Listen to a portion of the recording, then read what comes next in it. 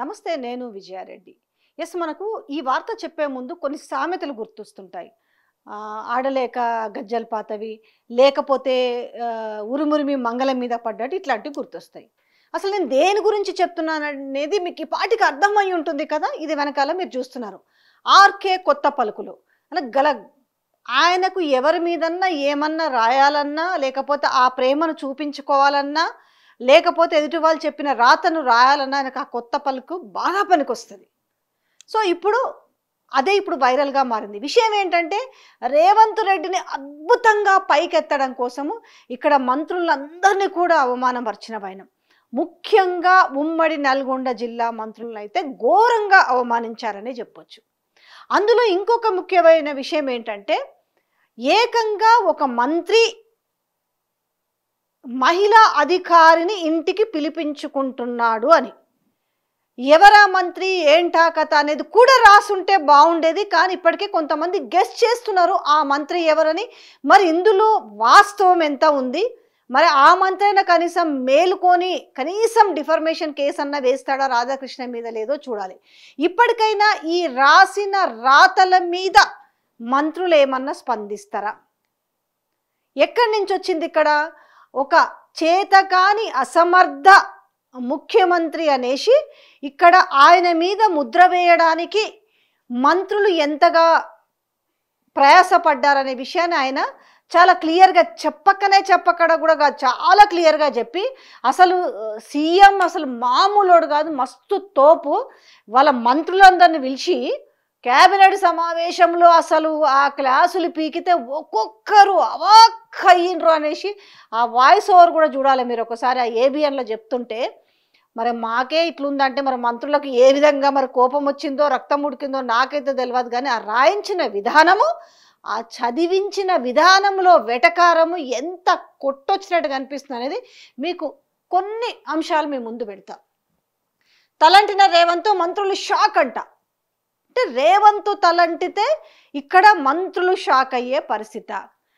ఒక సామెత ఇంకొకటి చెప్తుందిలో, ఆవు చేలో మేస్తే దూడ గట్టున మేస్తుందా అనే సామెతను కూడా మన చాలా సందర్భాల్లో ఉంటాయి.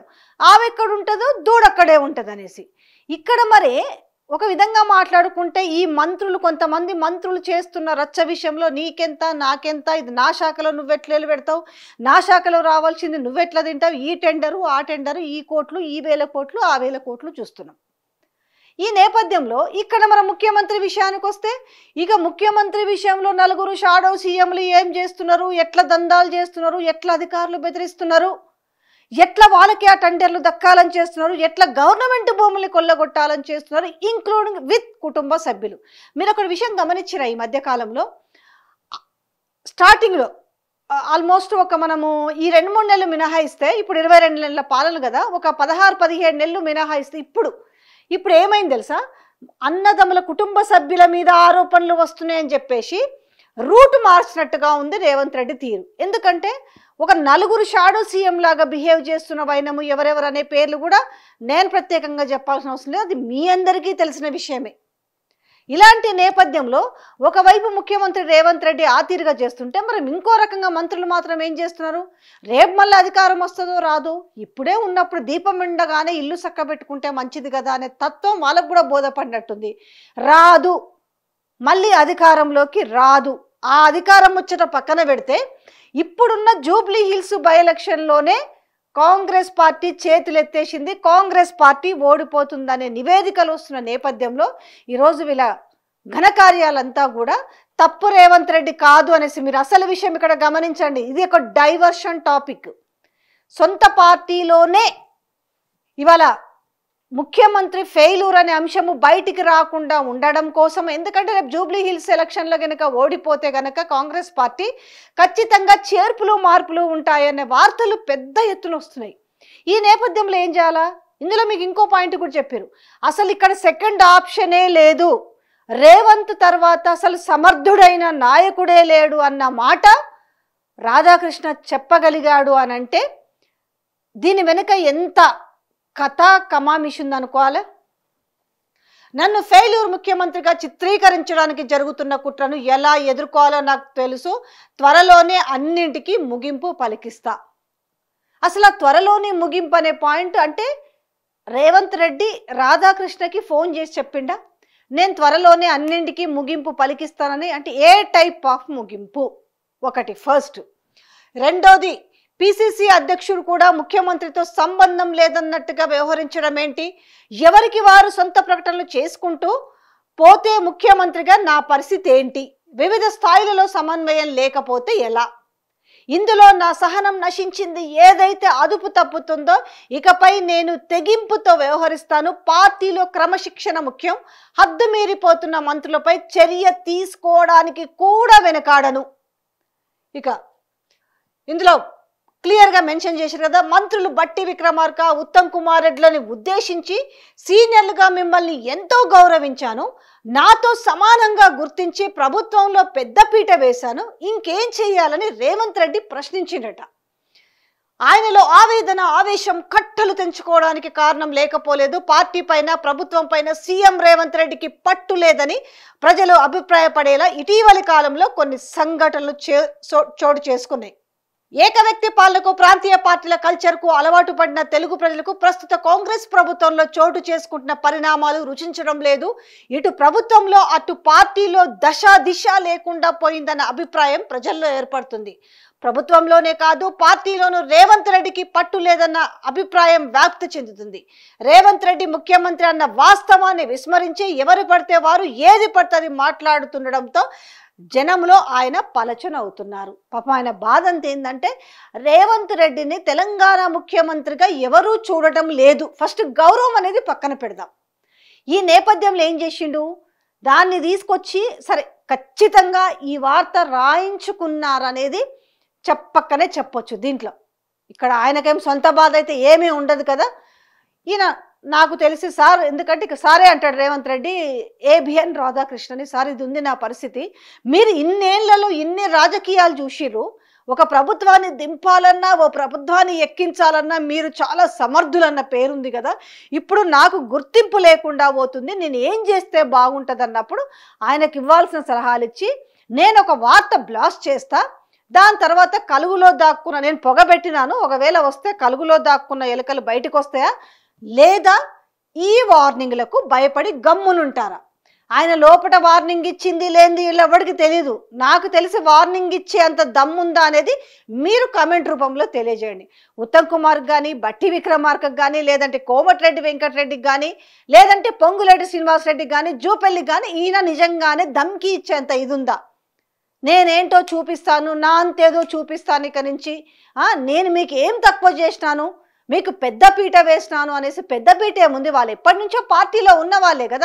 ఆయన డిప్యూటీ సీఎం అయినా, ఆయన ఒక సీనియర్ మంత్రి అయినా, ఇందులో పెద్దపీట వేసిండ్రంటే తనను తాను హైలైట్ చేసి చెప్పుకొని ఇక్కడ ఒక మంత్రుల స్థాయిని దిగజార్చడము, పక్క ఒక మంత్రుల స్థాయిని దిగజార్చడం. ఇక్కడ ఇప్పుడు ఏమైంది, ఏమన్నా ఒక వెబ్ పేజీలో వచ్చిన, ఇప్పుడు సోషల్ ఫస్ట్ ఆన్లైన్ ఎడిషన్లో వచ్చిన కథనము, ఖర్గే ఆయన ఏం చెప్పిండు, మళ్ళా రేవంత్ రెడ్డి పాలన ఎంత దరిద్రంగా ఉంది, మళ్ళీ తెలంగాణ రాష్ట్రంలో కాంగ్రెస్ అధికారంలోకి రావడం కల్లా అనేసి చెప్పిండు. దాంతోపాటుగా ఒక 4-5 అంశాలను ఆయన ఏకరువు పెట్టినాక ఆ కథనం వచ్చింది. దాన్ని ఎవరు కూడా ఎందుకు ఖండించలేదు అనేది కోపం కూడా ఆయనకుంది రేవంత్ రెడ్డికి. రెండోది ఏంటి, కొండా సురేఖ మీద చర్య తీసుకోవాలి అని అనుకుంటే అది కాస్త వీళ్ళిద్దరు తీసుకొచ్చి బట్టి విక్రమార్కను అలాగే పిసిసి చీఫ్ ఇద్దరు తీసుకొచ్చి దాన్ని సమాధానపరిచిరు, లేకపోతే నేను చర్య తీసుకునేవాడిని అనేసి. ఆ చర్య తీసుకోకపోవడం వల్ల కూడా ఈరోజు ప్రజల్లో రేవంత్ రెడ్డి పలచనయ్యిండు, ఆమెతో రాజీ కుదుర్చుకున్నాడు అనే విషయాన్ని ఇక్కడ తేట తెల్లం చేసిన పాయింట్ చూడండి. కొండా సురేఖ కుమార్తె ముఖ్యమంత్రి రేవంత్ రెడ్డిని దారుణంగా దూషించారు. ముఖ్యమంత్రి అన్న గౌరవం లేకుండా కూడా ఆ అమ్మాయి, ఇందులో ఆ అమ్మాయి అని రాసిర్రు, ఇంకా అందులో వాయిస్ ఓవర్ అయితే ఆ పిల్ల అని ఉంటుంది. ఆ పిల్ల ఇట్లా మాట్లాడింది. రేవంత్ రెడ్డి సహజంగానే బాధ కలిగింది.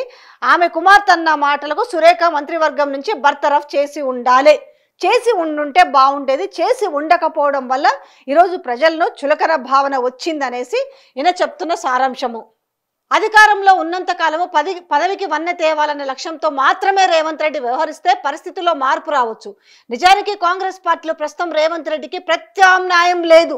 ఇక్కడ చూసిరు కదా, ఎవరు లేరు. ఈ పాయింట్ రాసిరిక ప్రత్యామ్నాయం అంటే ఒకవేళ నేను దింపితే అటు బట్టి విక్రమార్కనో లేకపోతే ఉత్తమ్ కుమార్ రెడ్డి సీఎం అవుతారు అనేసి మాట్లాడుకుంటారు. కాబట్టి దానికి కూడా వాళ్ళు కూడా లెక్కలోకి లేరు, ఎవరూ లేరు, అసలు ప్రత్యామ్నాయం లేదు. ఇక్కడ ఒకవేళ రేవంత్ రెడ్డిని దించాలని చూస్తే ఇక్కడ కాంగ్రెస్ పార్టీ ప్రభుత్వమే కూలిపోతుంది అనేసి హెచ్చరికలు జారీ చేసింది. రేవంత్ రెడ్డి కాని పక్షంలో కాంగ్రెస్ ప్రభుత్వమే కూలిపోవచ్చు. పార్టీ అధిష్టానం కూడా ఈ వాస్తవాన్ని గుర్తించాలి. ఇది మెయిన్ పాయింట్.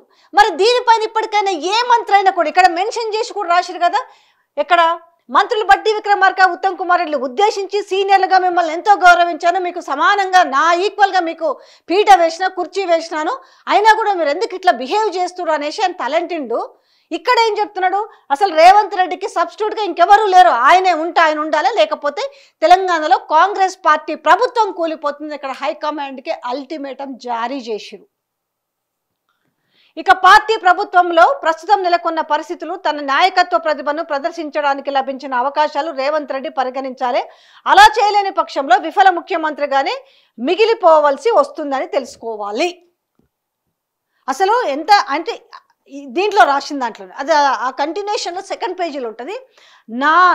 నా కాయ కష్టం నా చేతుల మీద అంతా వేసుకుంటేనే ఇది అధికారంలోకి వచ్చింది ఇక్కడ తెలంగాణ రాష్ట్రంలో, ఇది మీరు మర్చిపోయినరా అనేసి. అయితే ఇక్కడ అసలు విషయం పాపం ఎవరి కాన్స్టిట్యున్సీలో వాళ్ళు కష్టపడ్డారు. మరి బట్టి విక్రమార్క చేసిన పాదయాత్ర అదేం లెక్కలోకి రాలేదా? సో ఈ కామారెడ్డి బీసీ డిక్లరేషన్ అప్పుడు వచ్చిన రాహుల్ గాంధీది కష్టం కాదా అంటే ఆయనది ఏం పని చేయలేదా? ప్రియాంక గాంధీ నిరుద్యోగ డిక్లరేషన్ ఇచ్చినప్పుడు వేస్టా? ఎంత వేస్ట్ అన్నమాటే కదా. కేవలం నా కష్టం నా చేతుల మీదుగా కష్టపడితేనే, అది కూడా 1000 కోట్లు అప్పు తెచ్చి ఎమ్మెల్యేలందరికీ పంపించి నేను దిశ నిర్దేశం చేస్తేనే కాంగ్రెస్ పార్టీ అధికారంలోకి వచ్చింది అనేసి ఇవాళ డైరెక్ట్గా ఇది రాధాకృష్ణ కొత్త పలుకు, కానీ ఇక్కడ రేవంత్ రెడ్డి నిజమైన పలుకు మాటల్లాగానే ఉన్నాయి. మరి దీని మీద నిజంగానే అంటే రేవంత్ రెడ్డి తలంటిండు, రేవంత్ రెడ్డి ఘాటుగా తిట్టిండు, ఇక నుంచి అసలు నేనంటే ఏంటో చూపిస్తాను. దాంతోపాటుగా రాధాకృష్ణ ఇంకొక మాట కూడా చెప్పిండు. ఏంటి అని అంటే ఆయన కంపేర్ చేసిండు, ఒక ఎన్టీఆర్, ఒక వైఎస్ఆర్, ఒక కేసీఆర్, తర్వాత ఒక జగన్మోహన్ రెడ్డి, సో ఇట్లా ఈ ఒక 4-5 సీఎంలని చేసుకొని ఆ బాటలో రేవంత్ రెడ్డి కనుక ముందుకు పోవాలి అనంటే, అంత పేరు ప్రతిష్టలు తెచ్చుకోవాలి అనంటే ఆయనకు హైకమాండ్ ఫ్రీడమ్ ఇవ్వాలి, ఇక్కడ మంత్రులు తనకి సపోర్ట్ చేయాలి.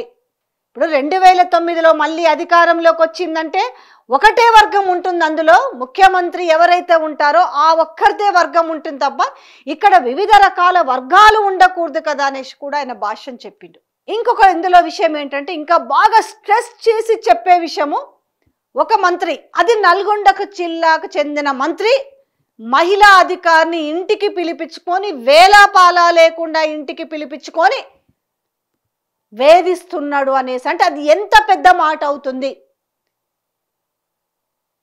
ఇంతకీ ఆ మంత్రి పేరు రాయకపోవడానికి మరి రీజన్ ఏంటి ఇంతకీ?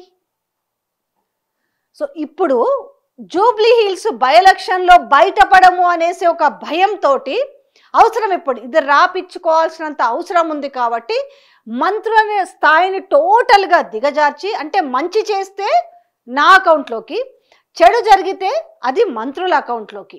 ఇక్కడ మంత్రులే కాదు కదా, ఎమ్మెల్యేలు కూడా రివర్స్ అయ్యి మాట్లాడుతున్న వైనం ఏం చెప్పాలి?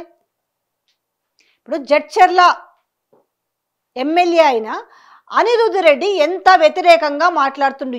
ఏకంగా ప్రభుత్వ భూమిని ప్రైవేటులకు అక్రమంగా కట్టబెడితే దాన్ని ఉల్లంఘనలు తుంగలో తొక్కేసి ఇంకాస్త ప్రభుత్వ భూమిని ఆక్రమించి 8 హైరైజ్ టవర్లు కడుతున్న వైనము ఇటు ఎన్ఎం శ్రీనివాసరెడ్డి కావచ్చు, అలాగే అనిరుద్ రెడ్డి కావచ్చు, మరో 2 ఎమ్మెల్యేలు కలిసి పబ్లిక్ లిటిగేషన్ పిల్లి హైకోర్టులో వేసిరు కదా. ఈ విషయం మీద ఏం సమాధానం చెప్తారు? ఒకవైపు రాజగోపాల్ రెడ్డి మునుగోడు ఎమ్మెల్యే కూడా వ్యతిరేక ధిక్కార స్వరం వినిపిస్తున్నారు కదా. ఇప్పుడు మంత్రులు ఎందుకు ఈ పరిస్థితి, కొండా సురేఖ విషయంలో ఏం జరిగి ఉంటే ఇంత రాద్ధాంతం తెరపైకి వచ్చింది, మళ్ళీ ఎందుకు సారీ చెప్పించుకునే పరిస్థితి ఎందుకు వచ్చింది? సో ఇవన్నీ కూడా ఆబ్వియస్లీగా ప్రజల్లో పలచన అవుతుంది కదా, ఆబ్వియస్లీగా పట్టు ఉండదు అనేసి. ఇది అక్కడ ఏది మీరు మారరా, శాఖల మధ్య సమన్వయం ఉందా, మీరు ఎలా పనిచేస్తున్నారో అర్థమవుతుందా, హైదరాబాద్లో ఏ రెడ్డు చెప్తే ఆ పరిస్థితి ఎందుకు వచ్చింది ఇది నేనే చెప్పాలా, శాఖ పరిధిలో అలసత్వంగా వ్యవహరిస్తే ఎలా, మెరుగైన వ్యవస్థ తీసుకురావాలి, టిమ్స్ పనులపై గతంలో చెప్పిన వివరాలే మళ్ళీ చెప్తారా, క్షేత్రస్థాయిలో ఒక్కసారైనా తిరిగారనేసి టోటల్గా ఇది కేసీ వేణుగోపాల్ని కలిసిన తర్వాత వచ్చిన ఇది ఓవరాల్ అంతా కూడా మ్యాటర్లో చూసుకుంటే వీళ్ళు ఢిల్లీలో ఇందిరాభవన్లో కేసీ వేణుగోపాల్తో సీఎం రేవంత్ రెడ్డి, బట్టి విక్రమార్క ఎక్కడ చూసినా కూడా ఇంతే పాలనల వైఫల్యము. అసలు తెలంగాణలో ప్రజలను పట్టించుకోవడం లేదనేది ఇక్కడ హైకమాండ్ ఆల్రెడీ మొట్టికాయలు వేస్తుంది. ఈ హైకమాండ్ మీకు 2 వార్తలు చూడండి ఇక్కడ. ఇది యాక్చువల్గా ఇది ఇంకా పైన వచ్చి ఇది కింద వస్తే ఇంకా బాగుండేది. కానీ విషయం ఏంటంటే ఇది మీరు మారరా అన్నదానికి ఇది ఒక ఫెయిల్యూర్. దీన్ని తీసుకొచ్చి ఏం చేసిరు, ఇదంతా కూడా మంత్రుల ఖాతాలోకి నెట్టేసిరి. వాళ్ళ మంత్రుల సంగతి చూస్తా అంతు చూస్తా అనే కాడికి వచ్చిందంటే ఈరోజు పాలనా వైఫల్యం ఏంటనే విషయం ఇలా తెలంగాణలో కొత్తగా దీన్ని ఇప్పుడు కవరింగ్ ప్యాచప్ అవసరం లేదు. ఇప్పుడు తెలంగాణలో ఈరోజు ఈ వార్త తెరపైకి వచ్చిందంటేనే అర్థం చేసుకుంటారు మీరు ఎంతగా ఇక్కడ తెలంగాణ ముఖ్యమంత్రిని బూస్టింగ్ ఇచ్చి లేపాలని చూసినా కూడా ఇవాళ ఆ పరిస్థితి లేదు అనే విషయం ఇలా తెలంగాణ ప్రజలందరికీ తెలుసు. సరే మిగతా కంటిన్యూషన్ వార్తను కూడా ఒకసారి 4వ పేజీలో ఉంది కదా, దాన్ని కూడా చూడండి ఒకసారి. ఈ కొత్త పలుకు తలంటిన రేవంత్ అనేది. సో ఒక్కసారి చూస్తే పరిస్థితి చూడండి. నేను అన్ని చదవట్లేదు, జస్ట్ పొడిపొడిగా. ముఖ్యమంత్రిగా రేవంత్ రెడ్డి తన పోకడలు కొంత మార్చుకోవాలి. ప్రభుత్వ పరంగా ముఖ్యమైన నిర్ణయాలు తీసుకునే ముందు అనుభవం అవగాహన ఉండే మంత్రులు శాసనసభ్యులతో చర్చలు జరపాలి. ప్రతిపక్షాల నుంచి తనకు రక్షణ కవచంలో నిలబడే వారితో ఒక వ్యవస్థను ఏర్పాటు చేసుకోవాలి. రాజకీయ వర్గాలు సహజం, ముఖ్యమంత్రికి కూడా వర్గం ఉంటుంది. ఎన్నికల తర్వాత మెజారిటీ శాసనసభ్యుల మద్దతు పలికినందునే కదా రేవంత్ రెడ్డి ముఖ్యమంత్రి అయింది. ముఖ్యమంత్రిగా తన స్థానం పదిలం చేసుకున్న తర్వాత అందరూ ఆయన వర్గమే అవుతారు. గతంలో రాజశేఖర రెడ్డి హయాంలో ఇదే జరుగుతుంది. అప్పటిలా ఇప్పుడు కాంగ్రెస్ అధిష్టానం బలంగా కూడా లేదు. ముఖ్యమంత్రికి మార్గదర్శకత్వం, ఇది కూడా అండర్లైన్ చేసుకోండి. హైకమాండ్లో అక్కడ కూడా బలంగా ఏమీ లేదు. పెద్దగా వీళ్ళు ఏం పెద్దగా పీకేది లేదు, చేసేది లేదు. రేవంత్ రెడ్డికి అంత సినిమా లేదు, వీళ్ళని రేవంత్ రెడ్డి ఏమీ చేయలేరు అనేసి ఆయన రాసిన ఈ కొత్త పలుకిది. ఇంకొకటి, నిజానికి రేవంత్ రెడ్డి అత్యంత రిస్క్ తీసుకొని సాధించుకున్న ముఖ్యమంత్రి పదవి తుమ్మితే ఊడిపోయే ముక్కు వంటిది కాదు. రాష్ట్రంలో నాయకత్వం మారినప్పటికీ అధిష్టానం కూడా సహించలేని పరిస్థితి. ఒక ముఖ్యమంత్రికి ఇంతకంటే అనువైన వాతావరణం ఇంకేముంటుంది. సో ఇది ఓవరాల్గా చెప్పాలి అని అంటే ఇక్కడ ఒక డైవర్షన్ వార్త ఒకటి, ఇది తప్పదు. ఎందుకనంటే ఇక్కడ మొన్న ఏదైతే ఖర్గేకి సంబంధించిన ఒక వార్త బయటకు వచ్చిందో దాన్ని ఎవ్వరు కూడా, ఒక ఎమ్మెల్యే ఖండించలేదు, ఒక కార్పొరేషన్ చైర్మన్ ఖండించలేదు, ఒక మంత్రి కూడా ఖండించలేదు. దీంతో నేను చాలా చులకనైపోయినాననే భావనతోటి సో ఒక సజెషన్ కోసం అందులో ఇక్కడ జూబ్లీ హిల్స్ ఉప ఎన్నిక కూడా మెడకు చుట్టుకున్న వైనం కనిపిస్తున్న నేపథ్యంలో ఇది మొత్తం కూడా అసలు రేవంత్ రెడ్డి అనే వ్యక్తి తోపు తురుము అని చెప్పేలాగా మిగతా మంత్రులందరూ కూడా వేస్ట్ అనేలాగా ఈ వార్తను రాయించిన వైనం. అయితే ఇప్పుడు ఇంటర్నల్గా వాళ్ళు ఏం మాట్లాడుకున్నా కూడా మంత్రులు అది కాదు, ఇప్పుడు బయటకు వచ్చి ఒక్కరన్నా కూడా రేవంత్ తీరుపై మాట్లాడగలిగితే అప్పుడు కానీ అసలు కథ ముందలుంటుందని చెప్పాలి. ఇవాళ అన్ని ప్రజల సమస్యలు పక్కన పెట్టి గతంలో ఒక సాంప్రదాయం ఏదైతే ఉందో కాంగ్రెస్ పార్టీకి ఆ సాంప్రదాయమే కంటిన్యూ అవుతుందని చెప్పడానికి ఏమాత్రము తీసిపోలేదు ఇప్పుడు జరుగుతున్న విధానం. కాకపోతే ఇది అందరికీ తెలిసిన విషయమే. కానీ ఒక ఫెయిల్యూర్ ముఖ్యమంత్రిగా ఎక్కడ ముద్ర పడ్డది ఆల్రెడీ, ఆ ముద్ర నుంచి తప్పించుకోవడానికి పడుతున్న ఆపసోపాలకే ఇది ఎగ్జాంపుల్ అని చెప్పాలి.